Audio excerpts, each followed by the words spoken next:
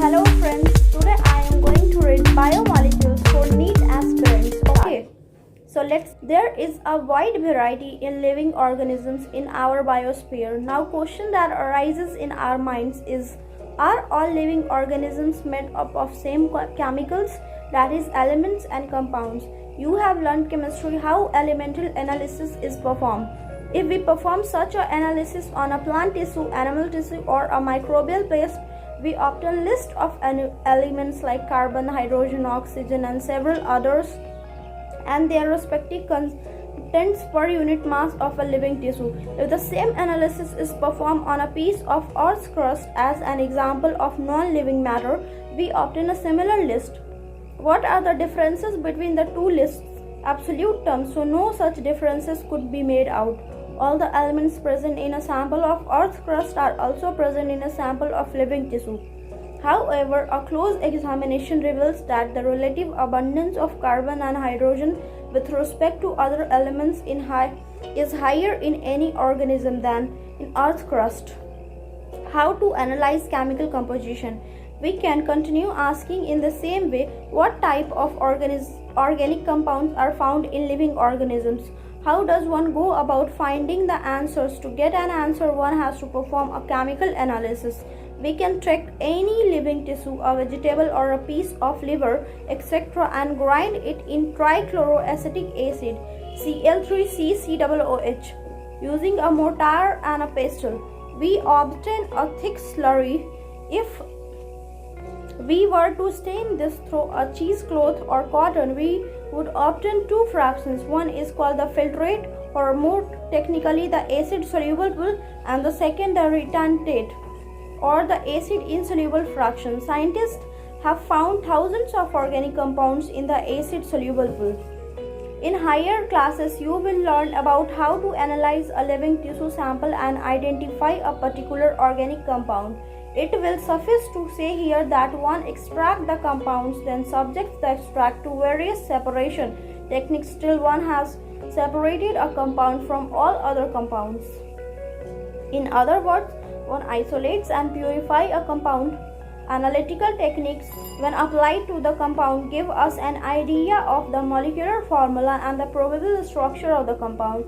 All carbon compounds that we get from living tissue can be called biomolecules.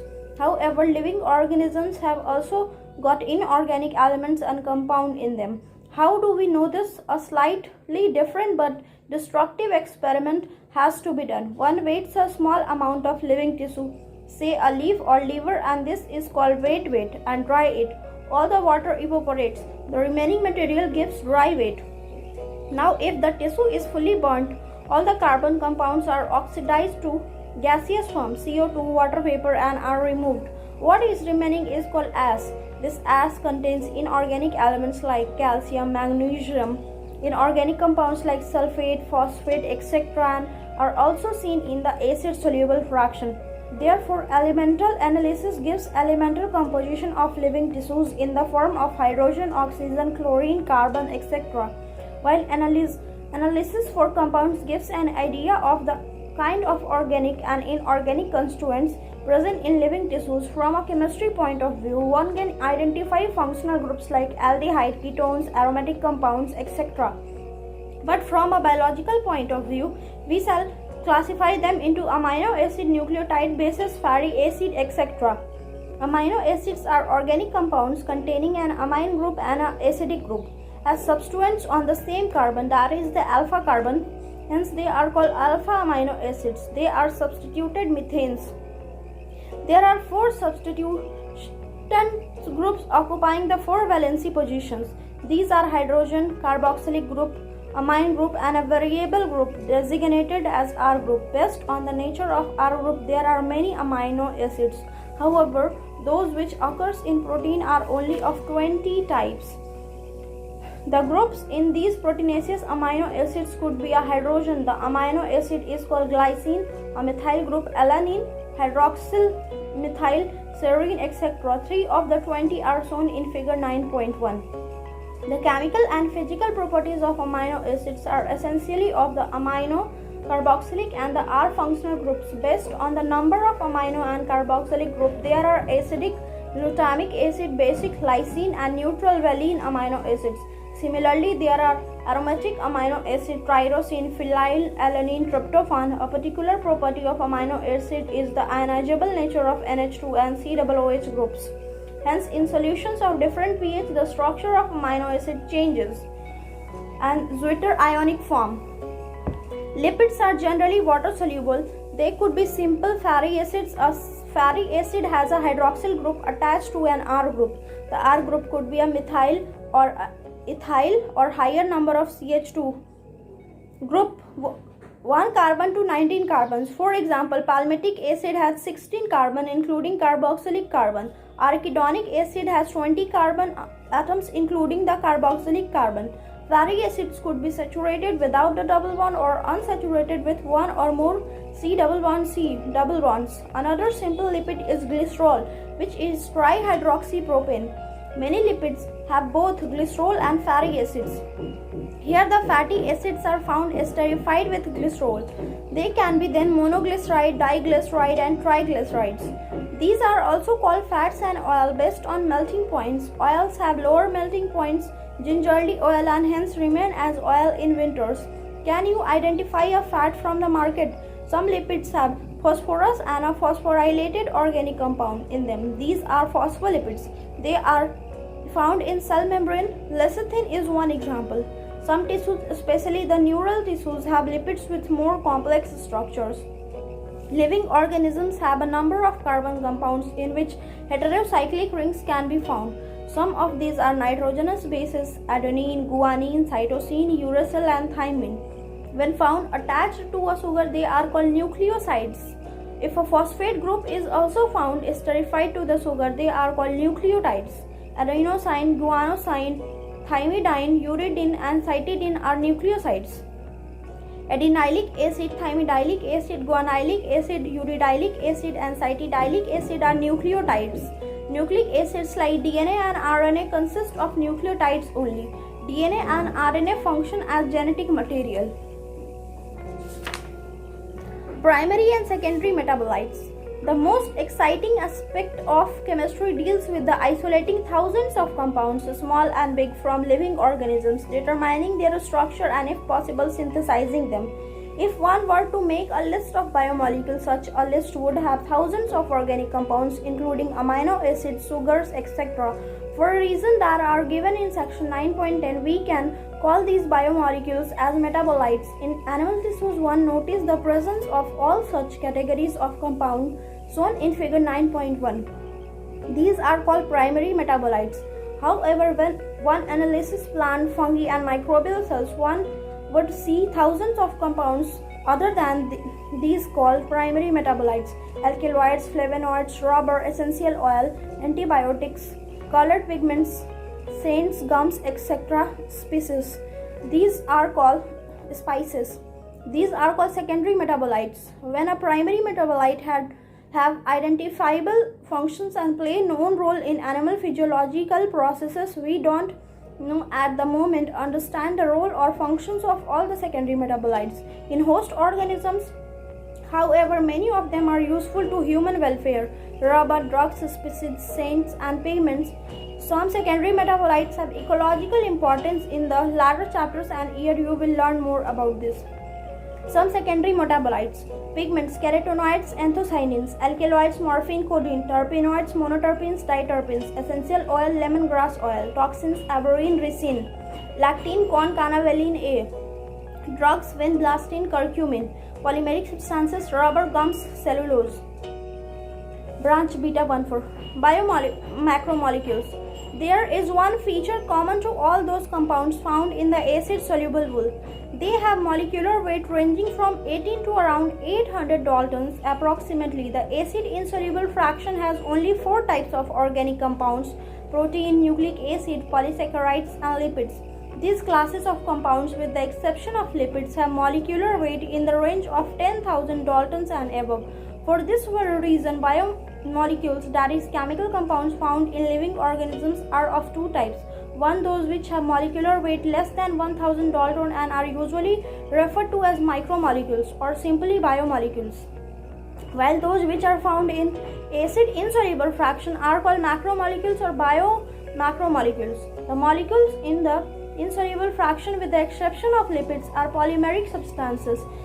Then why do lipids whose molecular weight do not exceed 800 Daltons come under acid insoluble fraction, that is macromolecular fraction? Lipids are indeed small molecular weight compounds and are present not only as such but also arranged into structures like cell membrane and other membranes.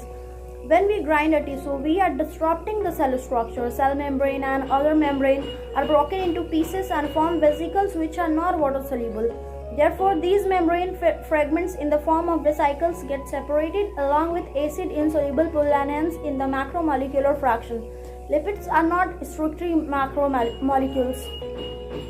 The acid soluble pool represents roughly the cytoplasmic composition. The macromolecules from cytoplasm and organelles become the acid insoluble fraction. Together they represent the entire chemical composition of living tissues or organisms.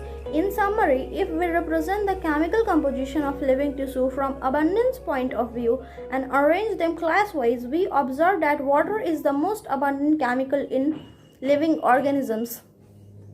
Proteins are polypeptides. They are linear chain of amino acid linked by peptide bonds.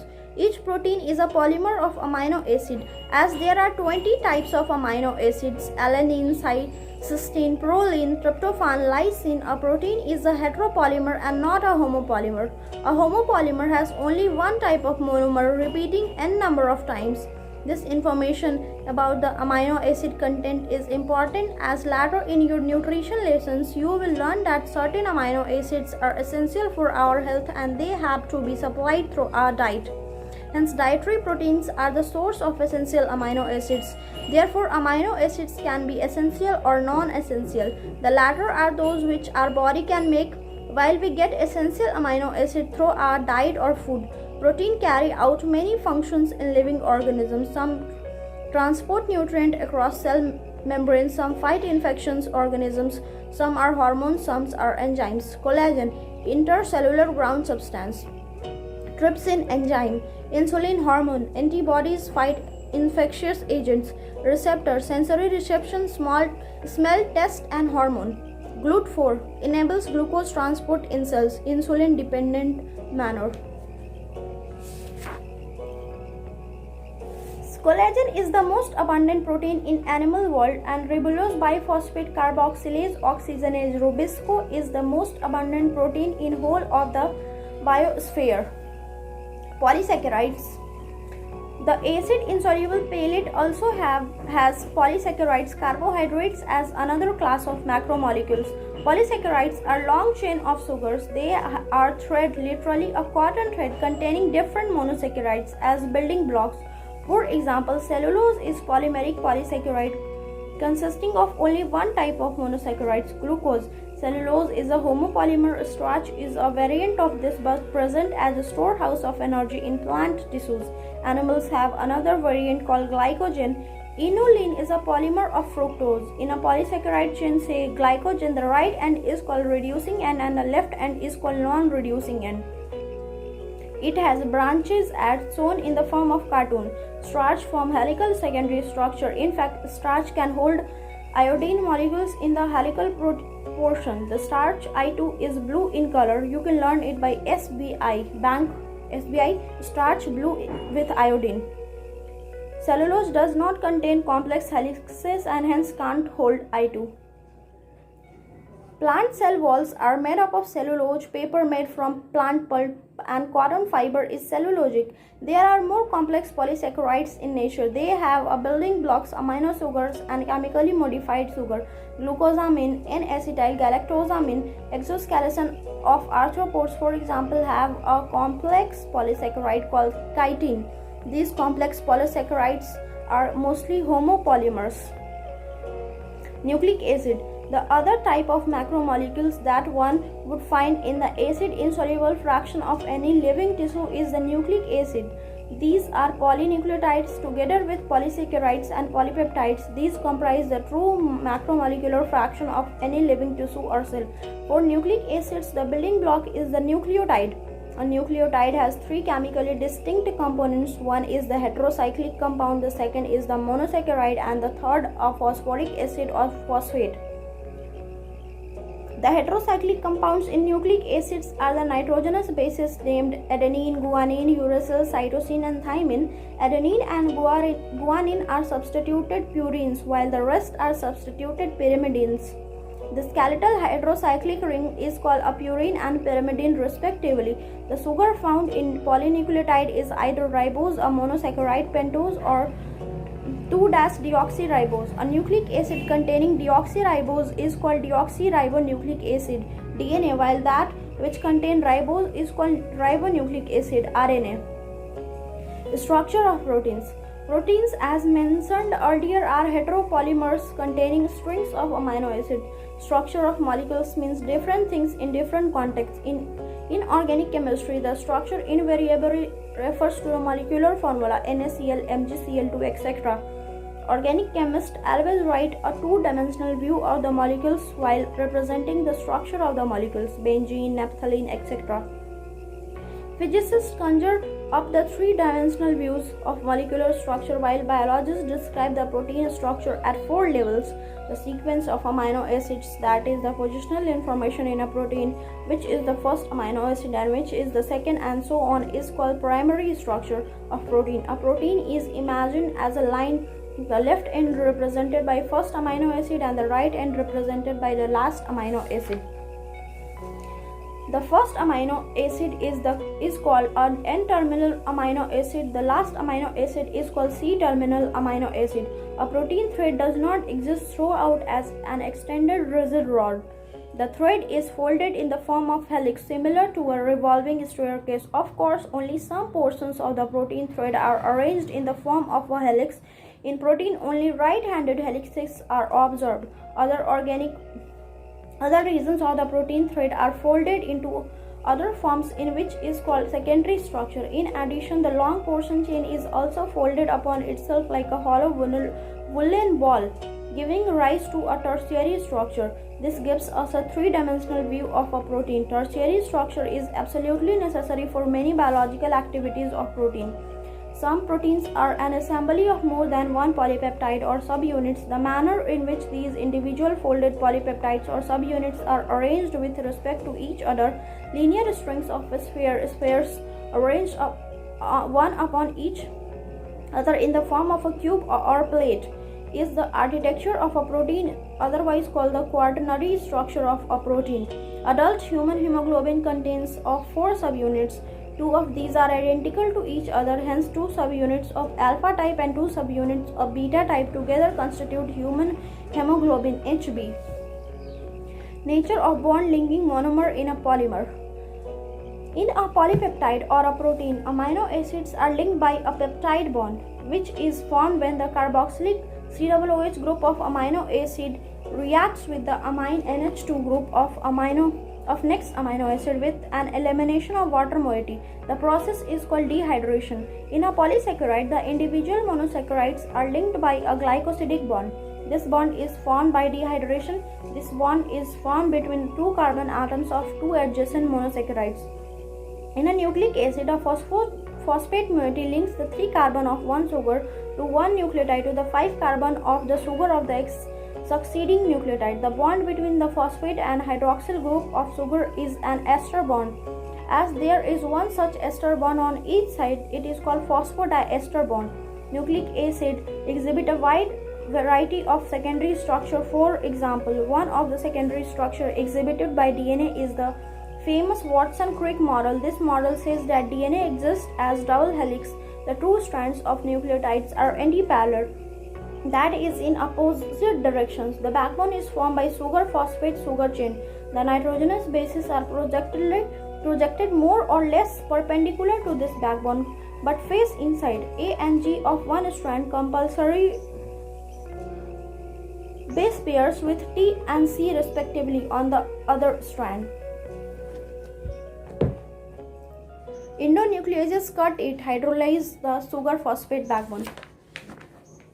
There are 2 hydrogen bonds between A and T and 3 hydrogen bonds between G and C. Each strands appear like a helical staircase Each step of ascent is represented by a pair of bases. At each step of ascent, the strand turns 36 degrees. One full turn of the helical strand would involve 10 steps or 10 base pairs. Attempt drawing a line diagram. The pitch would be 34 angstrom. The rise per base would be 3.4 angstrom. This form of DNA with the above mentioned salient features is called beta B DNA. In higher classes, you will be told that there are more than a dozen forms of DNA named after English alphabets with unique structural features A, B, C, D, E, and Z DNA. Dynamic state of body constituents. Concept of metabolism. What we have learned till now is that living organisms, be it a simple bacterial cell, a protozoan, a plant, or an animal, contains thousands of organic compounds. These compounds or biomolecules are present in certain concentration expressed as moles, cells, or moles per liter, etc. One of the greater discoveries ever made was the observation that all these biomolecules have a turnover. This means that they are constantly being changed into some other biomolecules and also made from some other biomolecules. This breaking and making is through chemical reaction consistently occurring in living organisms. Together, all these chemical reactions are called metabolism. Each of the metabolic reactions results in transformation of biomolecules. A few examples for such a metabolic transformation are removal of CO2 from amino acid, making an amino acid into an amine, removal of amino group in a nucleotide base, hydrolysis of glycosidic bond in a disaccharide, etc. We can list 10 and thousands of such examples. Majority of these metabolic reactions do not occur in isolation but are also linked to one another. The reactions, in other words, metabolites are converted into each other in a series of linked reactions called metabolic pathways. These metabolic pathways are similar to the automobile traffic in a city. These pathways are either linear or circular. These pathways crisscross each other. There are traffic junctions. Flow of metabolites through metabolic pathway has a definite rate and direction like automobile traffic. This metabolic flow is called dynamic state of body constituents. What is most important is that this interlinked metabolic traffic is very smooth and without a single reported mishap for healthy conditions. Another feature of these metabolic reactions is that every chemical reaction is a catalyzed reaction. There is no uncatalyzed metabolic conversions in living systems. Even CO2 dissolving in water, a physical process, is a catalyzed reaction in living systems. The catalyst which hasten the rate of given metabolic conversions are called proteins. These proteins with catalytic power are named enzymes. Metabolic basis for living. Metabolic pathways can lead to more complex structure from a simple structure. For example, acetic acid become cholesterol or lead to a simple structure from a complex structure. For example, glucose become lactic acid in our skeletal muscle. The former case are called biosynthesis pathway or anabolic pathways. The latter constituents degradation and hence are called catabolic pathways. Anabolic pathways, as expected, consume energy. Assembly of a protein from amino acid requires energy input. On the other hand, catabolic pathways leads to release of energy. For example, when glucose is degraded to lactic acid in our skeletal muscle, energy is liberated. This metabolic pathway from glucose to lactic acid, which occurs in 10 metabolic steps, is called glycolysis. Living organisms have learned to trap this energy liberated during degradation and store it in form of chemical bonds. As and when needed, the bond energy is utilized for biosynthesis, osmotic and mechanical work that we perform. The most important form of energy currency in living systems is the bond energy in chemical called adenosine triphosphate (ATP). How do living organisms derive their energy? What strategies have they evolved? How do they store this energy and in what forms? How do they convert this energy into work? You will study and understand all this under a subdiscipline called bioenergetics later in your higher classes. The living state. At this level, you must understand that tens and thousands of chemical compounds in a living organisms, otherwise called metabolites or biomolecules, are present at concentration characteristics of each of them. For example, the blood concentration of glucose in a healthy normal individual is 4.2 to 6.1 millimole per liter, while that of hormones would be nanograms per ml. The most important fact of biological system is that all living organisms exist in a steady state characterized by concentration of each of these biomolecules. These biomolecules are in a metabolic flux. Any chemical or physical processes move spontaneously towards equilibrium. The steady state is a non-equilibrium state. One should remember from physics that systems at equilibrium can't perform work. As living organisms work continuously, they can't afford to reach equilibrium. Hence, the living state is a non-equilibrium steady state to be able to perform work. Living process is a constant effort to prevent falling into equilibrium. This is achieved by energy input. Metabolism provides a mechanism for the production of energy. Hence, the living state and metabolism are synonymous. Without metabolism, there can't be a living state.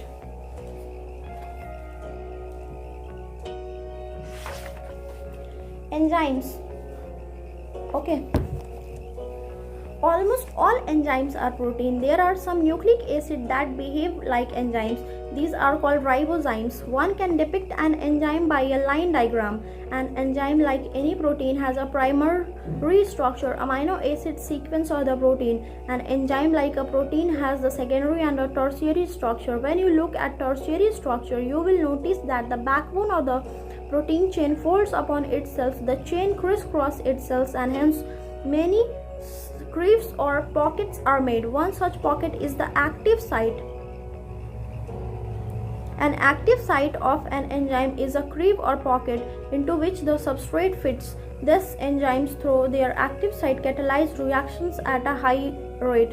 Enzyme catalysts differ from inorganic catalysts in many ways, but one major difference needs mention.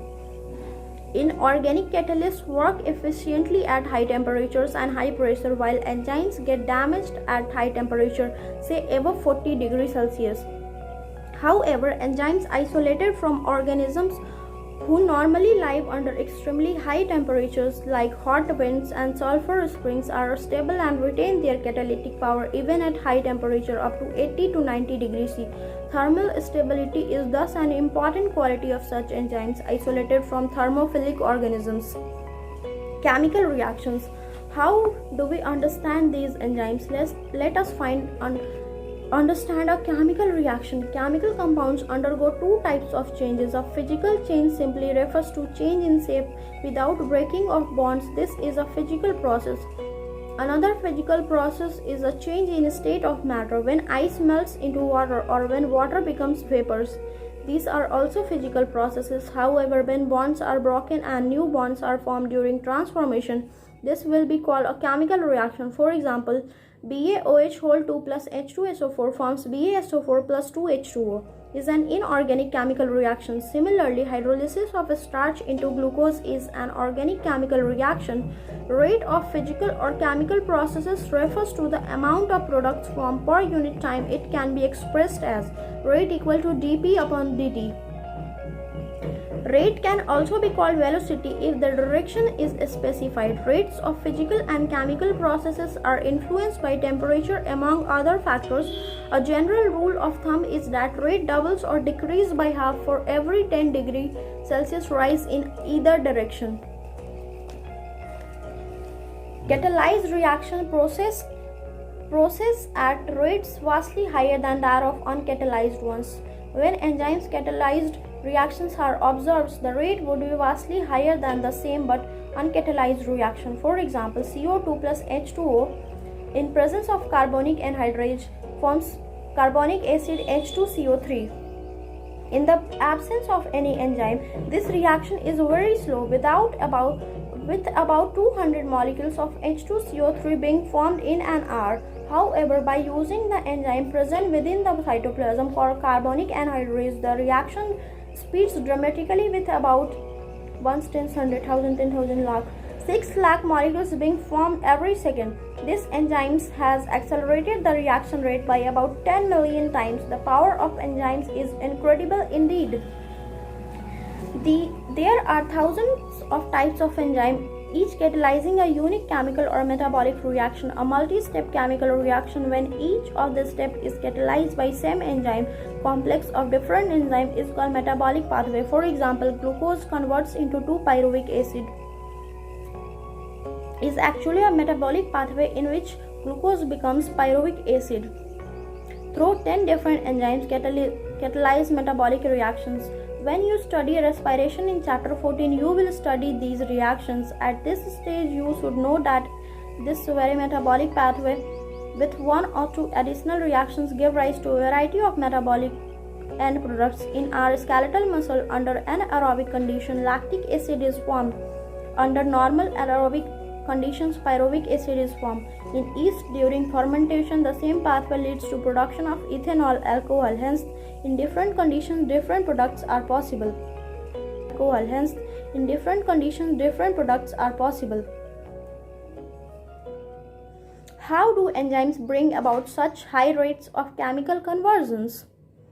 To understand this, we should study enzymes a little more.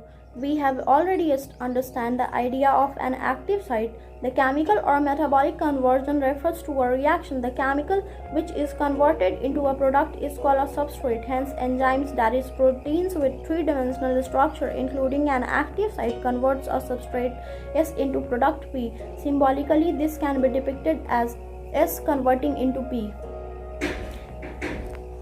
It is now understand that the substrate S has to bind the enzyme at its active site within a given cleft or packet. The substrate has to diffuse towards the active site. There is thus an obliquely formation of an ES complex. E stands for enzymes. This complex formation is a transient phenomenon. During the state where substrate is bound to the enzyme active site, a new structure of the substrate called transition state structure is formed. Very soon after the expected bond breaking making is completed, the product is released from the active site. In other words, the structure of substrates gets transformed into the structure of products.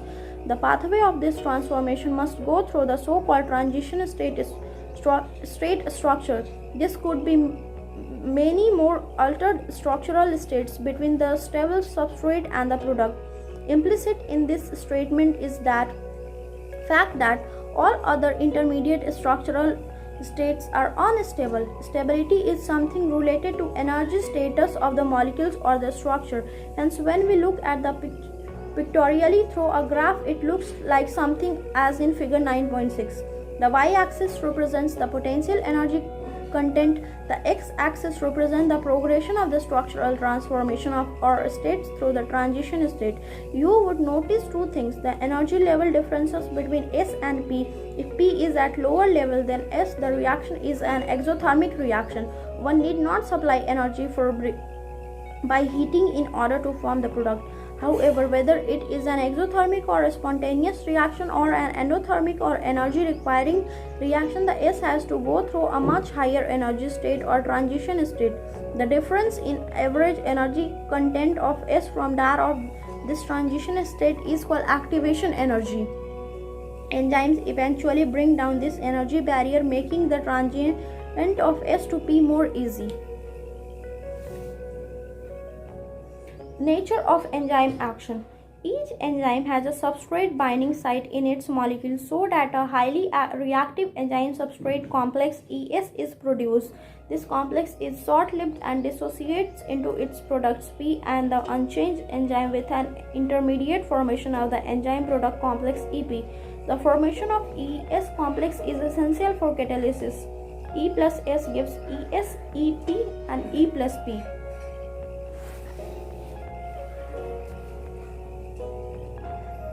The catalytic cycle of an enzyme's action can be described in the following steps.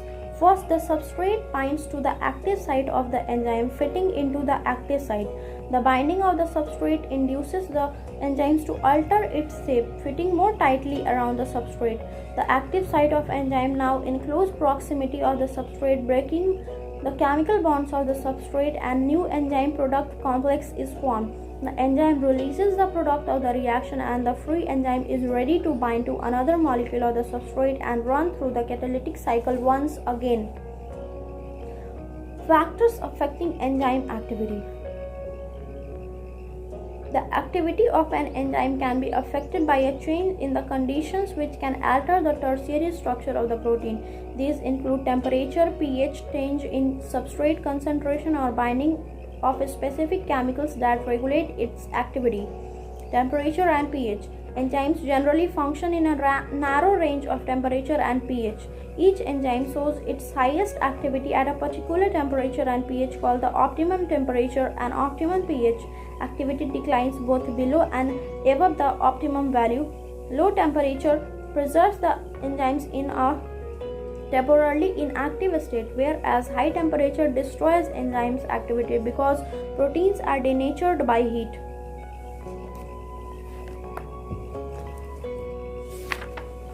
Concentration of substrate.